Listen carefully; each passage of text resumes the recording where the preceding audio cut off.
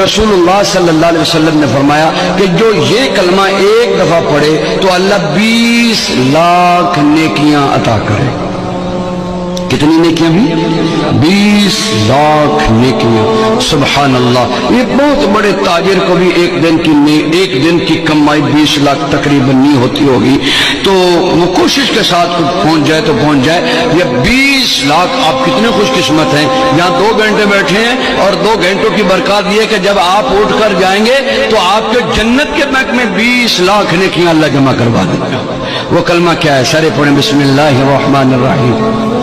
لا الہ الا اللہ وحدہ لا شریک لہ احدا صمدا لم یلد ولم یولد ولم یکن لہ کفوا احد۔